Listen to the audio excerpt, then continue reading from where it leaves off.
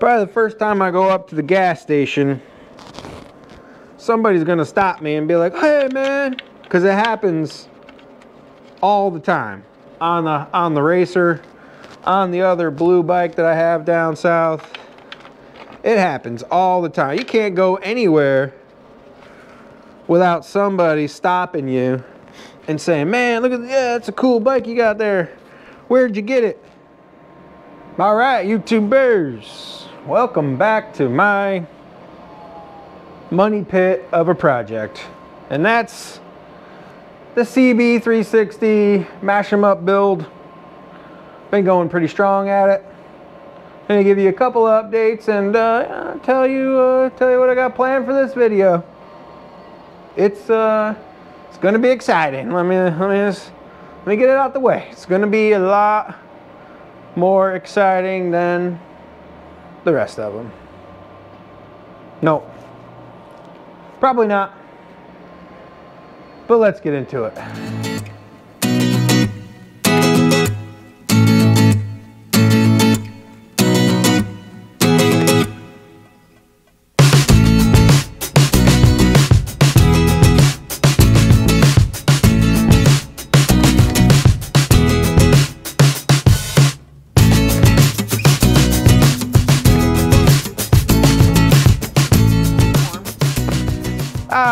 Last video left off.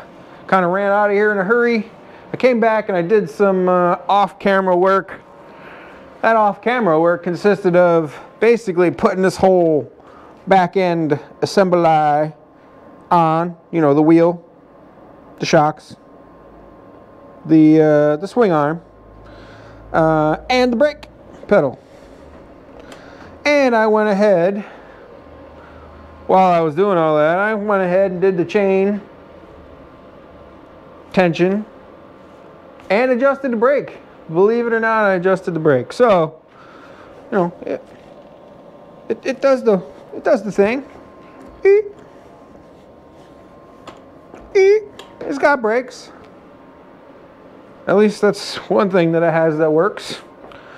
I think really the only thing that works on it right now, besides me. My plan today is put the tail back together. I'm going to put the plastic, I'm going to put the fender, and I'm going to put a toolbox. I sourced a toolbox for $5 off eBay. Can't beat that. So I'm going to try to get the back end, oh, and the chain guard, which is over here. Boom, chain guard. It's one of the parts of the multiple bikes that I've had. I found a chain guard. So gonna put that on. Chain guard, rear fender, rear plastic fender, toolbox. And I might actually start to wire it. And by wire it, I mean, I got a brand new wiring harness. Might as well start putting that on. Chain guard going in first. I'm not sure the order of operation there should go, but you know, we're gonna put the chain guard in first because it just feels like the right thing to do. Now I gotta say that for those of you that are catching this video, this is the first one you're catching. Just know that this is not a restoration bike. This is merely just smashing two parts bikes together and gonna make it run, ride, go down the road. Just a fun bike. Not a restoration, not a showpiece. This is merely just getting another CB360 out on the road. So don't kill me when you see, oh, whoa, there's rust on there. Why are you putting that back on and there's rust? Well, it's kind of what I'm going for, actually. Worked on so many of these bikes, I never throw hardware away. When I'm done with a project, I throw all the hardware in here. And keys, apparently. So in instances like this, I don't have the hardware. Well, I got hardware. Just got to find the right one that works. Probably should have put the longer one up front here. This doesn't line up. You just got to force it, you know?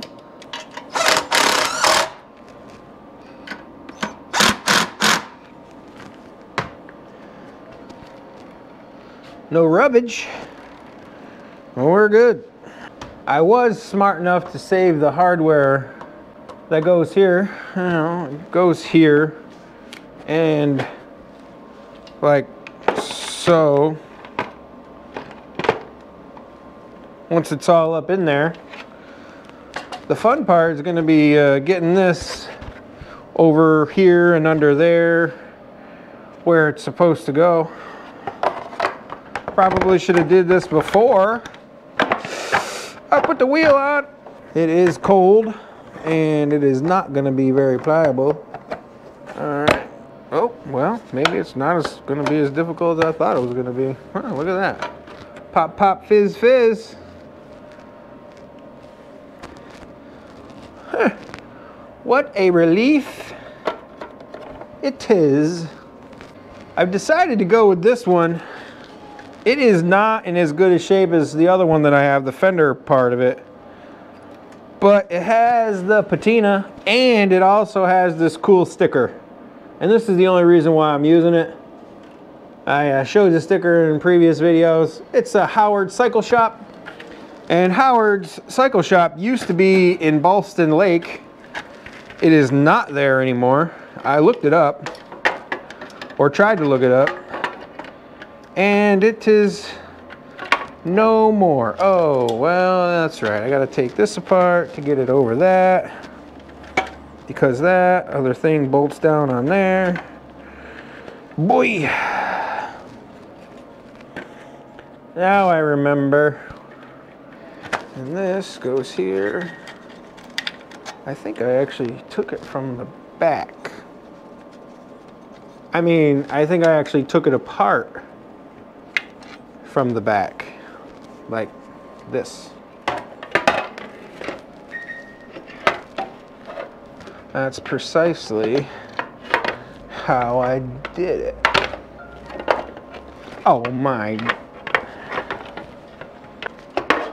Down, up, down, up. Try not to pull all the wires out of place before I put that in there. I'm gonna use my good old wire brush. Well, it's not really doing much. Good enough for now. Once I get it together, I could probably pull that out and give her a psst, psst, psst. All right. We're gonna leave these finger loose because I gotta get this on next. This is the holds it together up here. That's what this thing does. It's got a rubber bushing in there and I don't have a good one, so this crappy one, it's gonna have to do. Now that you're so close, you're too close for comfort. I'm gonna take these little bolts out, rubber, over the frame. It's like a vibration dampener, I would say. I don't know. Put that sucker over top of that there. Squish it together like it was. And I'm gonna keep that flipped up, maybe. Pull her up. Start my bolts. This is some intriguing stuff. But if you guys, you're gonna work on bikes and projects, and I like to show basically everything that I'm doing so people can realize that, you know, it's not all glamorous.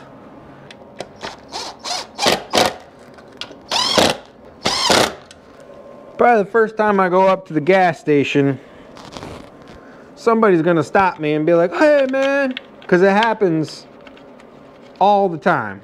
on the racer, on the other blue bike that I have down south. It happens all the time. You can't go anywhere without somebody stopping you and saying, man, look at, yeah, it's a cool bike you got there. Where'd you get it? And they can't believe, you know, a younger man like myself is riding one of these old bikes like these. All right, time to tighten up this, oh, dang, man, maybe I can. Time to put the bolts in here. There we go, now it lines up.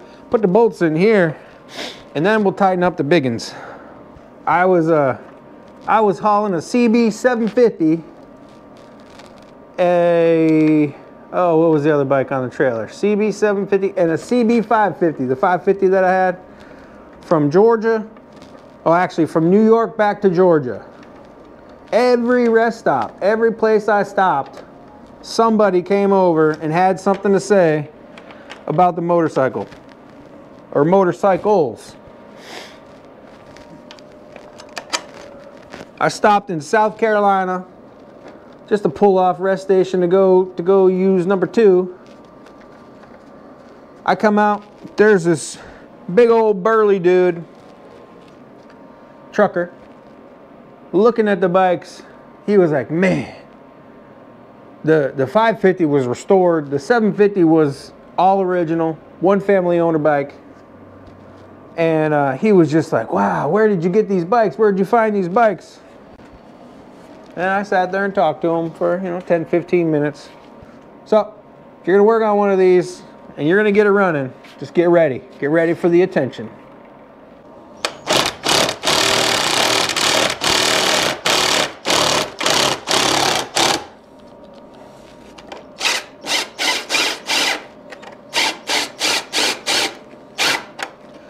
What's really going on here?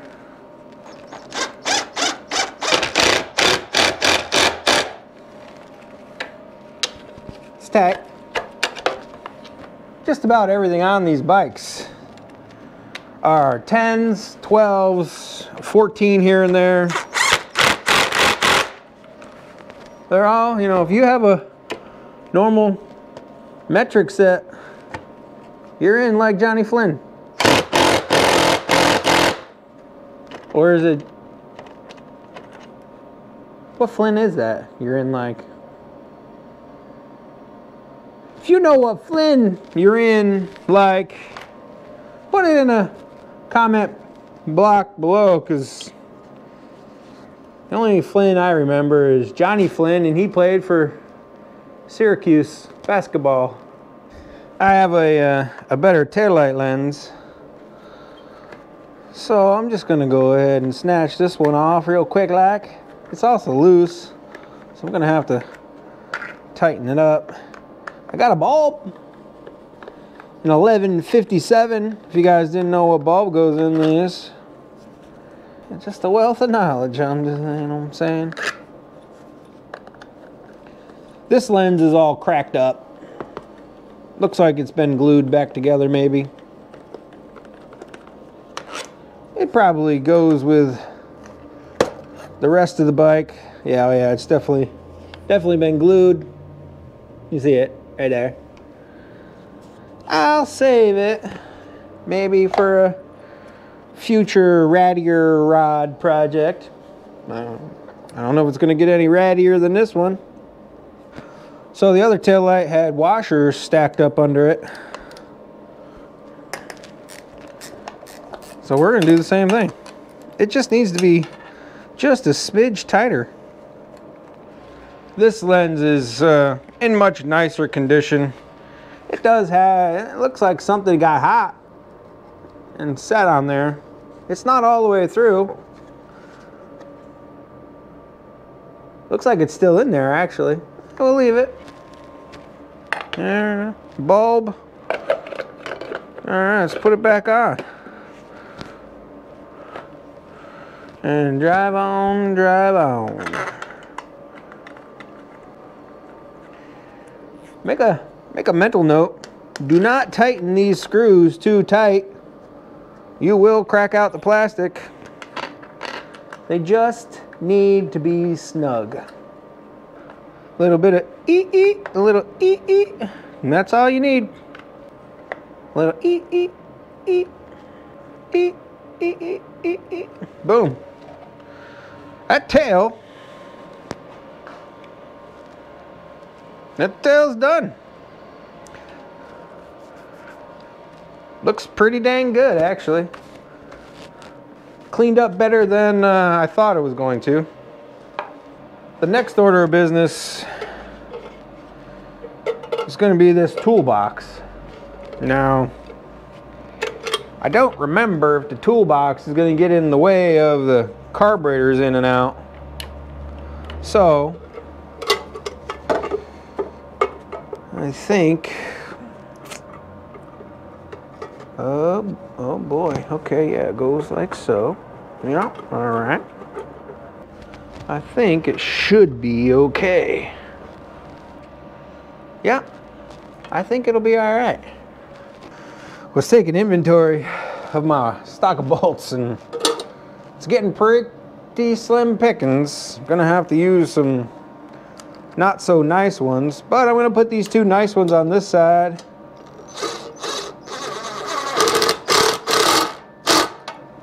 Remember when I said I'm not covering up these threads because they're gonna get chased? That's what I meant by getting chased. You know, the bolts are just gonna get put back in there. Get in your home, little buddy. I should say, get in your new home, little buddy. Now the toolbox is installed.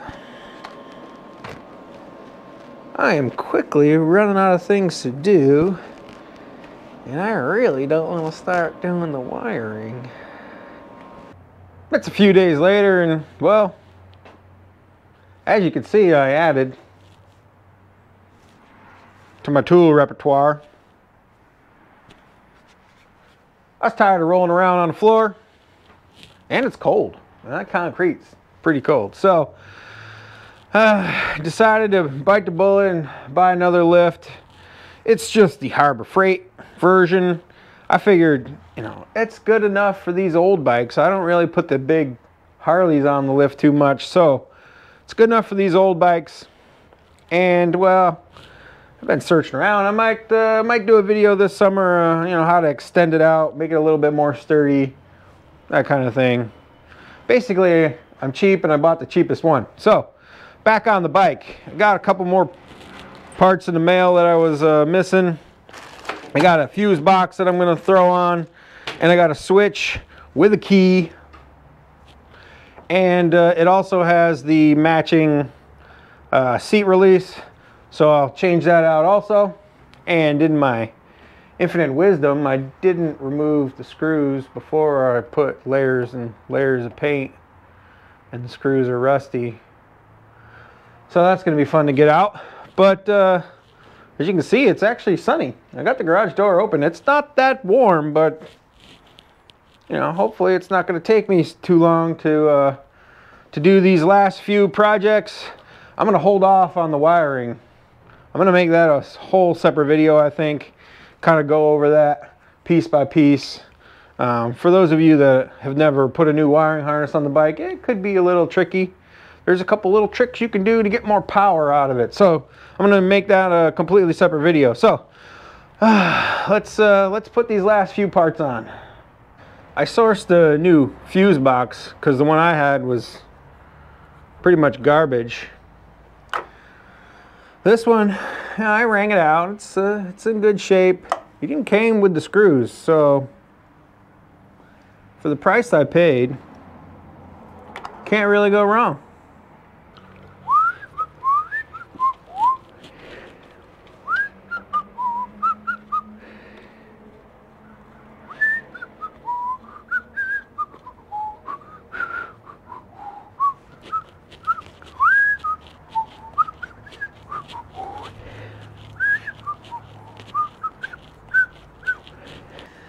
God, they put longer screws in here. for the switch that I bought, it came with the housing, but I already mounted the other housing up. I spritzed some black spray paint on there so it looks better. So to get this out, you just got to take this little nut thing off. See this little TD in here? It just lines itself back up. Oh, it's already loose. Well, anyways, that's easy enough. I'll show you. I know I said this, I talked about this on a video with my Suzuki. You can get replacement keys. All you have to do is find the number on your ignition or any lock, your neck or your seat lock, and you can have keys made on eBay. You just got to find the person that makes that key. I had it done for the Suzuki, like I said, and it works perfectly. So if you're missing a key, go on eBay. Or if you stole a motorcycle and you don't have a key, go on eBay. Get yourself another key. Well, help me understand. There's thread on there already. There we go. And the key is in the bag. Slap it in. 1, 2, 3. 1, 2, 3. All 3 positions. Keys in. I bought this. Like I said, it comes with the seat, mount, lock. He even sent the hardware for for the whole thing. Not a bad deal, because I know how much this thing is gonna fight. I've gotten a couple of my my picks out. I've scratched the paint around the screws, and then I've taken the coil that I have, put it on top, got my heat gun out, and I'm about to heat it up, because honestly, I don't really have high hopes for this coming out easily. I'm probably gonna have to drill these screws out, which I don't really want to do right now. So I'm gonna do the best I can with this. Hopefully I can heat it up enough. Hopefully there's enough enough grip left on these screws that I can get them out. If not, I got a drill and I got an easy out. Let's get it hot in here. And take off all my clothes. Get it. Oh yeah, I'm gonna strip it. More heat, Captain. More heat. I don't know what that tapping's supposed to do, but yeah.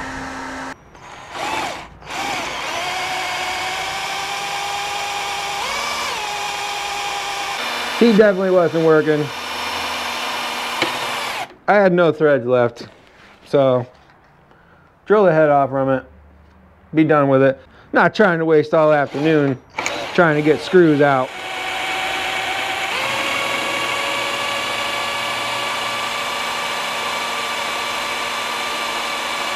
Probably should be wearing safety glasses, but I'm not.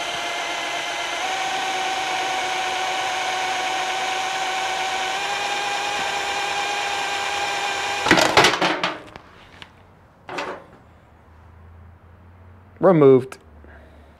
Now that it's lubed up and working rather easily the way it's supposed to,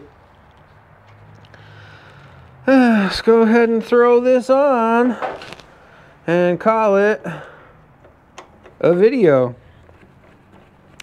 A lot of these parts that I'm getting, eBay, pretty cheap. You just gotta find some of the stores that you trust, and you can get good prices. I'm gonna call this one here, this video. Waiting on some more parts actually. Waiting on the stuff to do the front end swap. Waiting on seals, the boots. There's no sense of putting that front end back on without rebuilding those front forks, because I know if I don't, they're just gonna blow out the first time I try to ride down the street. So we're making some pretty good headway on this 2-into-1 project. Kind of happy with the way that it's coming along. Not looking too shabby. It's kind of still got the grimy look that I'm going for, even though that the frame is nice and shiny and everything else. I'm not trying to restore this bike. I've said it before, I'll keep saying it again, and I know somebody's gonna put it in the comments. Why do you do this? And why has it still got rust on it? And this and that. I know it. I know it's coming. It's only a matter of time. So if you like this old bike content, CB360s, Suzuki T350, she's a 2-stroker sitting over there. She's just waiting patiently for parts. That's the theme here, parts.